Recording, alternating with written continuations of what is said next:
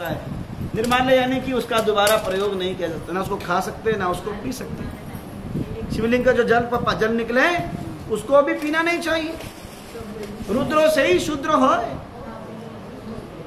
शिव जी पर चढ़ाया हुआ फल फूल कुछ नहीं लेना चाहिए, पर केवल और केवल उसका भी कारण है, बता रहे शिव जी पर यदि भगवान का महाप्रसाद चढ़ाया है, भगवान विष्णु को कृष्ण को भोग लगाकर जो पधराया गया है शिव जी पर, वह महाप्रसाद हो जाता है, वह खा सकते हैं। शिव जी पर चढ़ाने से पूर्व यदि वह भगवान को भोग लगा लिया जाए।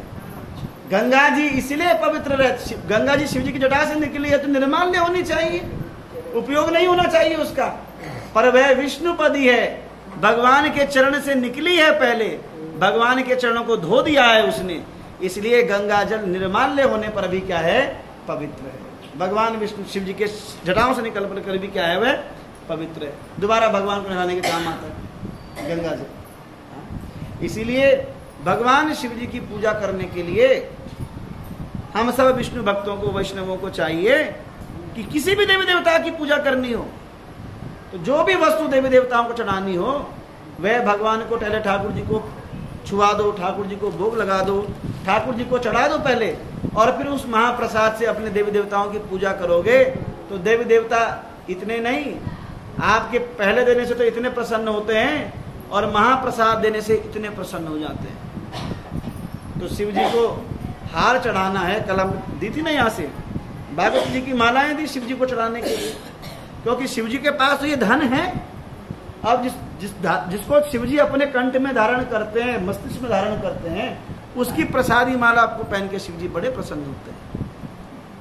शिव जी प्रसन्न होते हैं भगवान की प्रसाद से, तब महाप्रसाद ले सकते हैं। और अगर द्रव्य का शिवलिंग है, तो सोने का शिवलिंग बना हुआ है, चांदी का शिवलिंग है या पारे का शिवलिंग है, तो उसका प्रसाद आप ले सकते हैं। जिस शिवलिंग को हथौड़े छेनी से तराशा गया है उसका प्रसाद नहीं, नर्मदेश्वर महादेव है उसका प्रसाद ले सकते हैं, या ज्योतिर्लिंग का प्रसाद हो, जो ज्योतिर्लिंग क्या है, अपने आप प्रकट हुए, सोमनाथ है, बैजनाथ है, कृष्णेश्वर है, ओमकारेश्वर, नागेश्वर, बोलते जाओ, लो सोमनाथ महादेव की जय, नागेश्वर महादेव की जय, बैजनाथ महादेव की जय, मल्लिकार्जुन भगवान की जय, श्री रामनाथ भगवान की जय, श्री केदारनाथ भगवान की जय, श्री विश्वनाथ भगवान की जय, श्री महाकाल भगवान की जय, श्री ओमकारेश्वर भगवान की जय, श्री त्र्यंबकेश्वर भगवान की जय, श्री कृष्णेश्वर भगवान की जय, श्री भीमा शंकर भगवान की जय, रामनाथ रामेश्वर एक ही रामनाथ। तो 12 ज्योतिर्लिंग का दर्शन कर लिया, 12 ज्योतिर्लिंग हो गए। सौराष्ट्र सोमनाथम चम श्रीशैले मल्लिकार्जुनम परल्याम वैद्यनाथ नागेशम दारुकावने त्र्यंबकम गौतमी तटे हिमालय तो केदारम द्वादशम तु शिवालय। 12 ज्योतिर्लिंग हो गए। तो ये जो शिवलिंग है ये अपने आप प्रकट हुए हैं, इन्हें किसी ने तराशा नहीं है, इसलिए इनका प्रसाद ले सकते हैं। स्वयंभू, इसलिए स्वयंभू हैं, और स्वयंभू में और हरि में कोई अंतर नहीं है।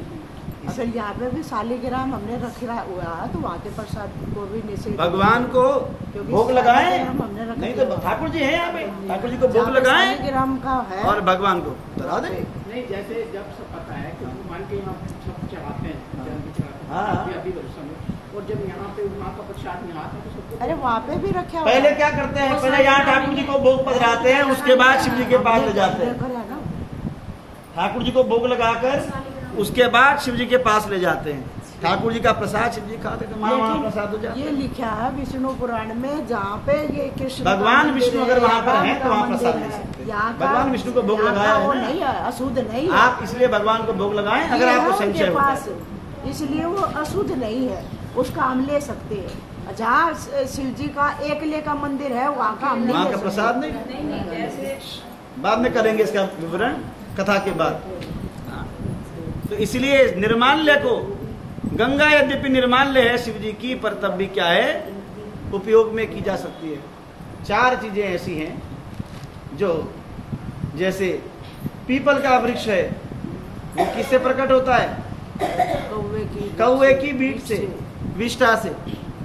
पीपल बरगद अपने आप नहीं लगता, उसे हम नहीं उगा सकते, पीपल के पेड़ को हम नहीं जमा सकते।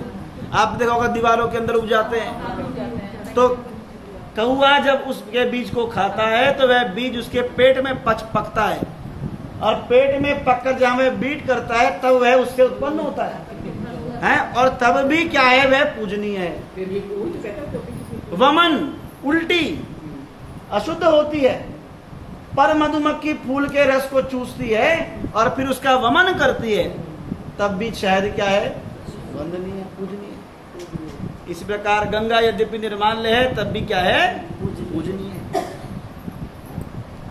तो इस प्रकार गंगा जी जो क्या है, विष्णुपदी भी है और शिव जी क्या प्रसाद भी है, निर्माल्य होकर भी क्या है।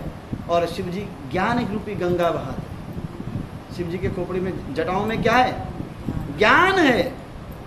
वे भगवान की भक्ति का ऐसा ज्ञान उनके पास है। शिव जी के ध्यान में क्या कौन रहते हैं, शरीर के अंदर कौन है, शिव जी के भगवान है, भगवान का नाम है। नित्य निरंतर भगवान के नाम की इतनी माला करते हैं कि गंगा में वह नाम घुला हुआ है, इसलिए गंगा की लहर लहर में भगवान बसते हैं। तो गंगा भी यही प्रकट, इसलिए गंगा का स्नान का महत्व, गंगा का स्नान बहुत महत्व होता है। इसलिए देवता लोग, ऋषि मुनि गण जब भी कोई सत्र करते थे, कोई अनुष्ठान करते थे, कहाँ जाते थे, गंगा के तट पर जाते थे। क्यों, गंगा के तट पर जाने पर उन्हें गंगा जी की कृपा भी मिलती थी, भगवान के चरणामृत के सामने निकट रहते थे, प्रसाद के सामने, तो भगवान की कृपा ज्यादा मिलेगी। ज्ञान गंगा भी भाई, 2 गंगाएं एक साथ बहती हैं। अब सुखदेव गोस्वामी जब कथा कर रहे थे और सूत गोस्वामी जब कथा कर रहे थे, तो दोनों गंगाएं साथ साथ बह रही थी। कौन कौन सी, एक तरफ तो ज्ञान गंगा और एक तरफ विष्णुपदी गंगा।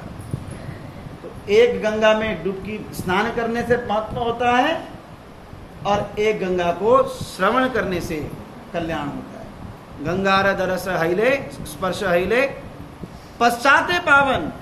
गंगा में तो स्पर्श करने के बाद, यानी डुबकी लगाने के बाद ही शरीर पावन होता है, पर भगवान की भगवदीय गंगा का श्रवण मात्र से ही जीव क्या हो जाता है, पवित्र हो जाता है।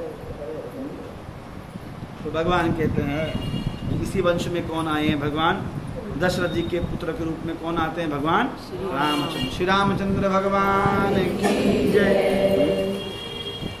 तो रामचंद्र जी के अनेकानेक लीलाएं रामचंद्र जी ने की हैं।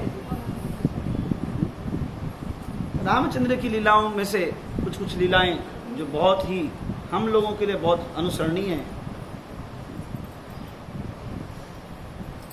सबसे पहला चरित्र आता है केवट का। किसका चरित्र आता है,